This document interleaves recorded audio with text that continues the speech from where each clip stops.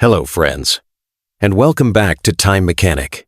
I'm your host, and today we're diving into a process that's quietly making our world more durable, colorful, and corrosion-free.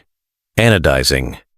Have you ever wondered how your sleek aluminum phone case or that vibrant bike frame stays so tough and shiny? That's anodizing at work. A big shout out to our viewer, Sarah from Seattle, who suggested this topic. Thank you, Sarah. So, how did anodizing become such an essential part of our lives? Let's find out. So, what is anodizing?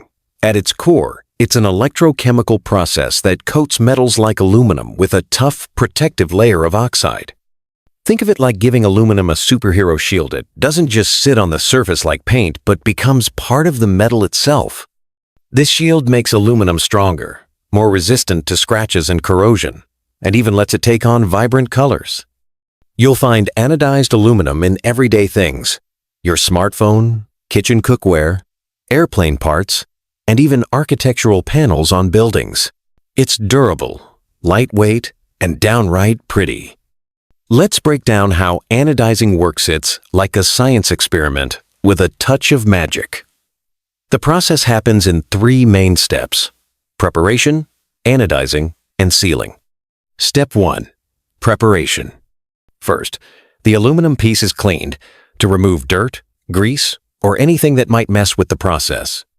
It's like giving the metal a spa day, scrubbing it with solvents, and sometimes etching it for a smooth, matte finish. This step ensures the aluminum is ready to bond with its new oxide layer. Step 2. Anodizing. Here's where the real action happens. The aluminum is submerged in an acid bath, usually sulfuric acid, and hooked up to an electric current.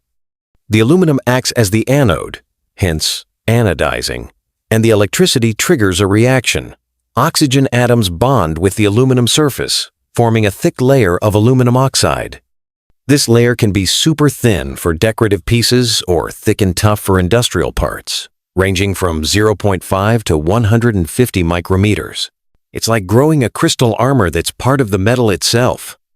Step 3. Coloring and sealing. The oxide layer is porous, like a sponge, which is perfect for soaking up dyes to create colors like red, blue, or black. After dyeing, the piece is sealed, often in hot water or a chemical bath, to lock in the color and close those pores. This makes the surface corrosion-resistant and ready to face the world. Now, let's rewind to the history of anodizing. It all started in 1923, when British researchers Ben Goff and Stewart patented the chromic acid anodizing process to protect duralumin, a lightweight aluminum alloy used in seaplanes. These early planes faced harsh saltwater corrosion, so anodizing was a game-changer. By 1927, sulfuric acid anodizing, cheaper and more versatile, was patented, and it's still the go-to method today.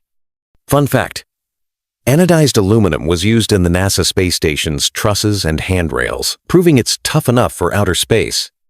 Anodizing is everywhere, and you probably interact with it daily without noticing. Your smartphone's sleek case? Anodized aluminum. That lightweight bike frame that doesn't rust? Anodized. Even the shiny trim on cars or the durable panels on skyscrapers? Anodized. In aerospace, it protects airplane parts from extreme conditions, and in kitchens, it keeps cookware scratch-free. Why does anodizing matter? It's like a silent hero, extending the life of products while keeping them lightweight and eco-friendly.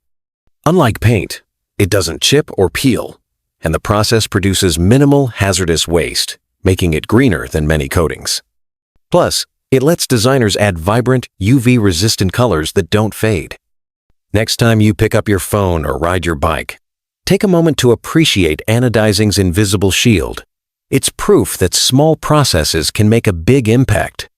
Fun fact: did you know anodized titanium is used in jewelry because it can create rainbow-like colors without dyes, just by varying the oxide layer's thickness? So, there you have it. The story of anodizing, a blend of science, engineering, and creativity that makes our world tougher, prettier, and more sustainable. From seaplanes to space stations, this process has been quietly shaping our lives for over a century. What do you think about anodizing?